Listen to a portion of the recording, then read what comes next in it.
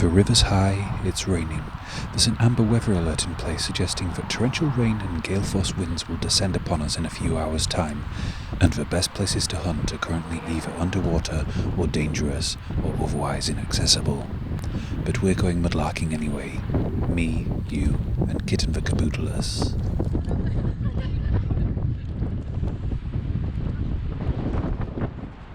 Yes, the usual access to the cliff face has been washed away, along with several trees from the top and a few hundred tons of soil and bottles and old trash that, if we find it, could be our treasure. So tantalizing, conceal lots of bottles and intriguing things that we cannot get to today. The first sight of the day is the plateau, which during spring, summer and into autumn will hide all these bottles and jars amongst vegetation, mostly thorn vines. It's a mixture of bottles, mostly vintage from the 60s, but a few dating back at least as far as the 20s. I think this site was shaped by bulldozers, and the top layers got a bit mixed. Unusual paste jar, might take it. And this bottle, although a screw top, is unusual enough to appeal to me. I'll start a pile and carry on hunting.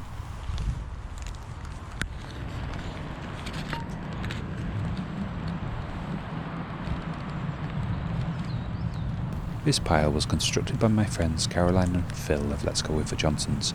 They visited just before New Year's while I was away in Scotland. Doesn't look like they took many, and nor will I.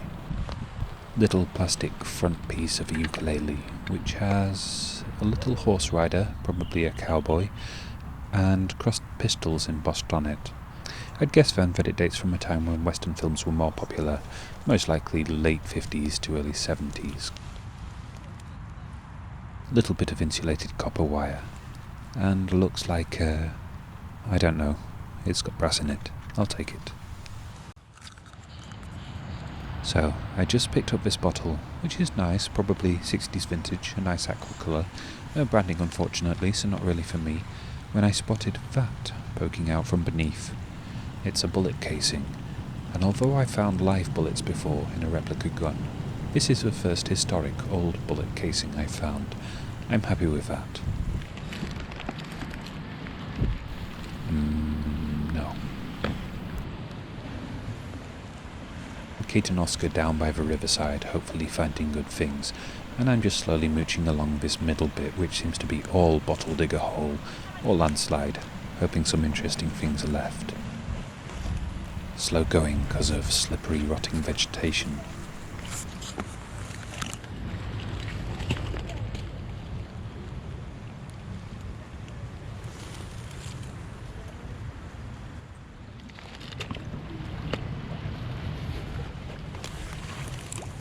Cobalt blue, broken glass, and, I don't know, top of a coffee machine or an old bicycle bell, not sure.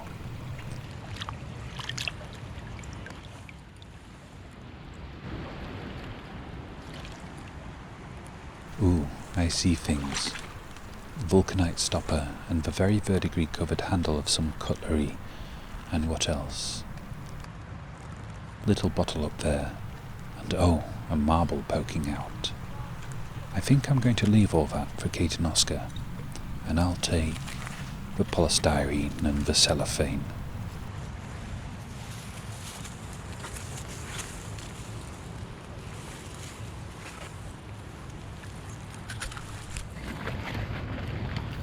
And the chunk of bright turquoise verdigris, which was probably brass when it went into the dump.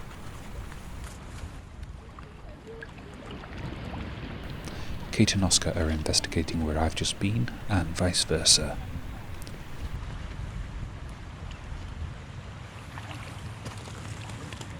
Small crushed up piece of lead pipe. Wow, that would have been a big poison bottle.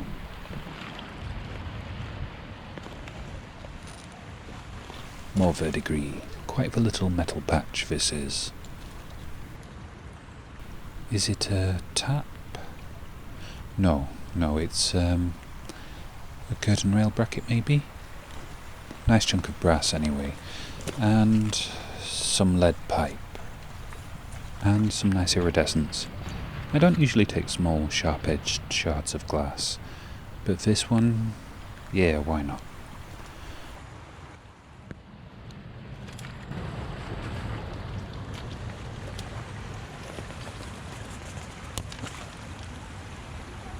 I might stop here for a while, there's a few interesting things.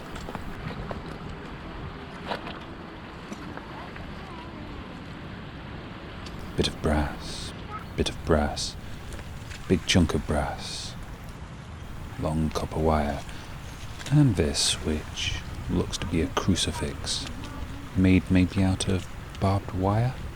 There are a few bits which could be barbs, or it could just be the ends of wire that have been woven together. Small bottle, looks to be a sheer top. I think I will leave it. A zip pull. Cool, haven't found one of those here before. First bit of pipe stem, mouthpiece with remnants of a wax. Lead ring, probably a seal of some kind. And the crucifix.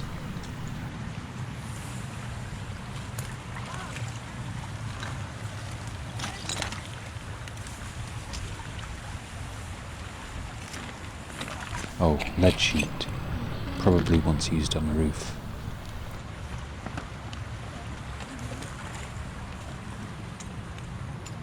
Ooh, melty glass. Quite pretty, but too sharp and broken. I think I found an intact bottle from this company before. I recognise the font, but I can't make it out and can't quite remember. Oh, wow. I wasn't expecting glass. I love the way the light is channeled to the broken edges. Clear glass bottle, but bright turquoise, almost like neon effect on this side. Now that's out of place. Quartz with jasper veins. I would guess that it was once a seaside holiday find and brought back inland and discarded years later when the holiday memory faded. The little brass lid of a perfume bottle with some of the glass still inside. Bowl of a spoon, probably once silver plated over brass. Oh, Kate and Oscar have left these.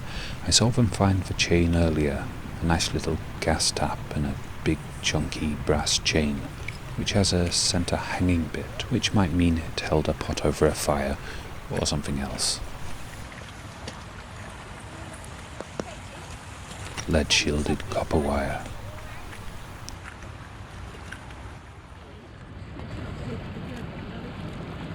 Piece of a brass drawer handle and a little glass stirring rod. Not hugely exciting and not really much of one, but glass rods do seem to be something I'm vaguely collecting.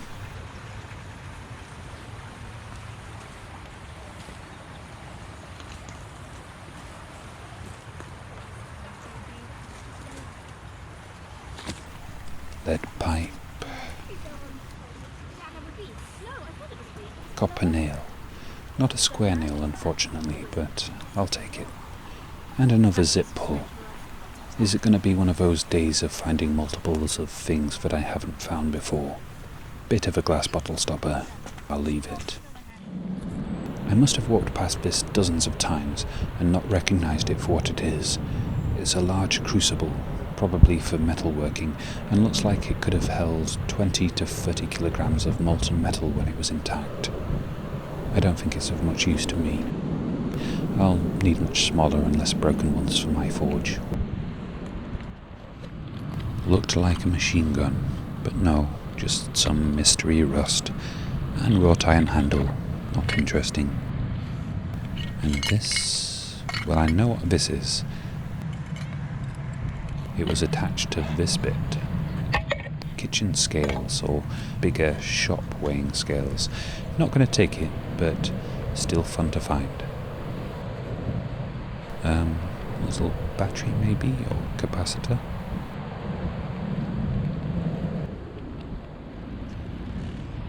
That looks suspiciously like a poison bottle. Oh, it is. A screw top, but nonetheless, it declares its poisonous nature, and I shall take it.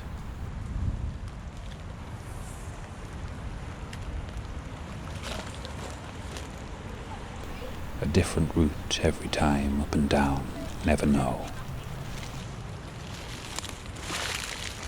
And reward, a little figurine. Looks like a woman playing an accordion. Lovely. I like that. It's whimsical.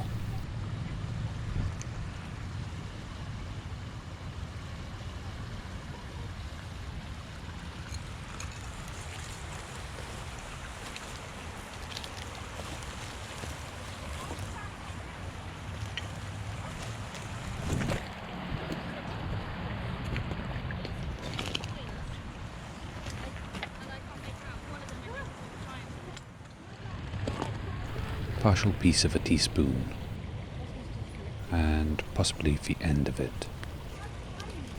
A valve, maybe off an old car tyre.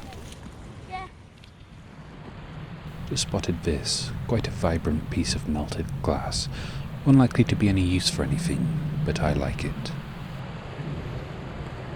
Brass ring.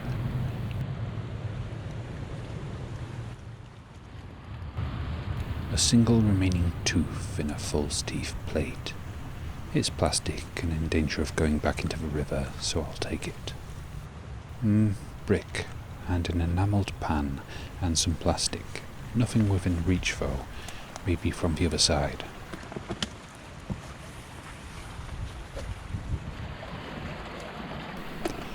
Well, the water's looking a little deep for my wellies. Ooh, a rainbow. I see another thing that Kate and Oscar have left, a nice blue glass rod, and I admit I do not know what it was used for, nor what I'm going to do with it, yet.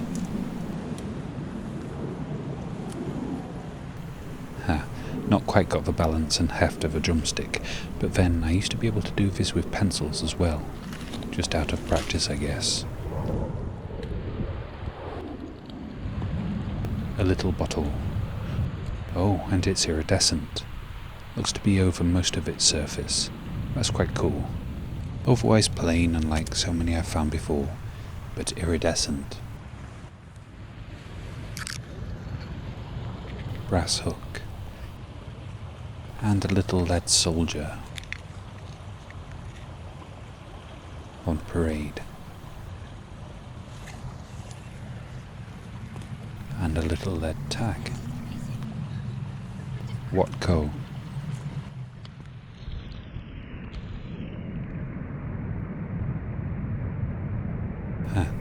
Little pewter wheel.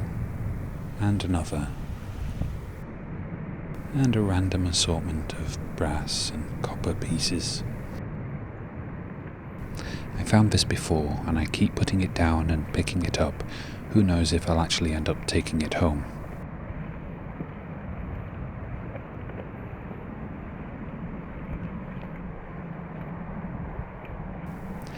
And here we can see an example of how the Japanese knotweed has weakened the bank, and it's eroding fast, large chunks taken out of it. Damnable plastic, one of mankind's most useful and destructive inventions. Unintentionally so, but still, it's a never-ending, losing battle just taking what I can.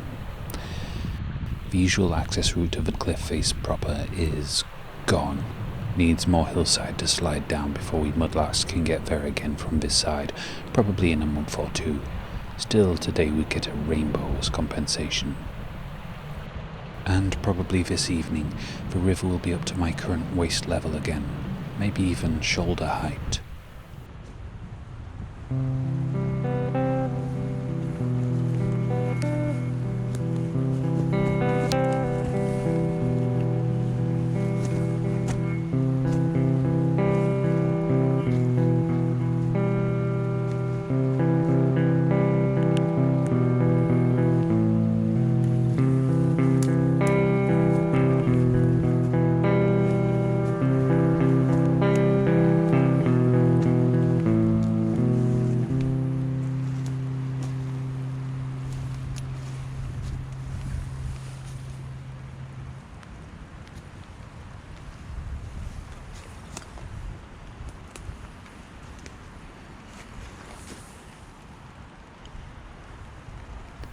wire.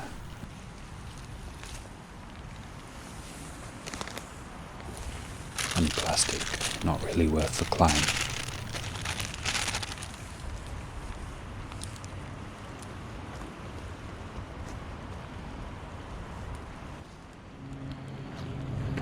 That looks like a pinback to a badge or brooch.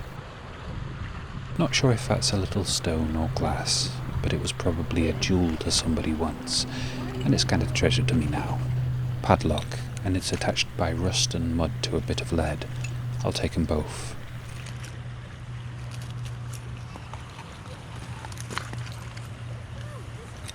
Put it somewhere more prominent though, or I'll lose it. Well, that's quite nice. Piece of carnival glass. Seems to be an iridescence theme to things today. At least to the things I'm inclined to take.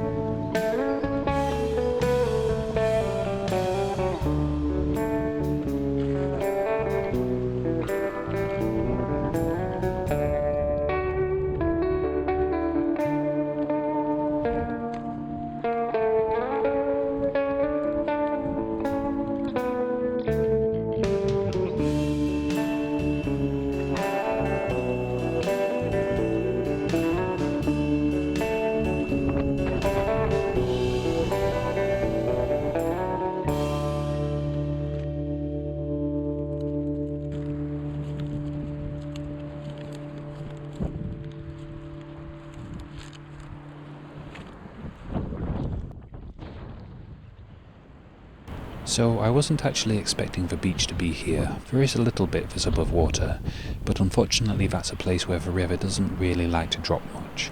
I think we'll try to get across to it anyway. There might be something worth finding.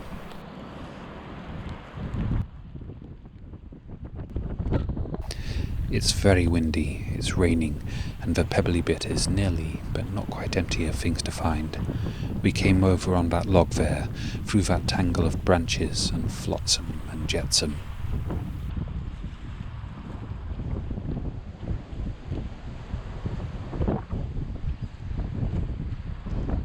Where that tree is out there is usually near the far edge of a beach. Sinking sand. And I've well and truly sunk. Worth coming over, if only for a few moments of wading in a shallow part of the river. Even when the weather is rapidly deteriorating, it's a part I can always enjoy.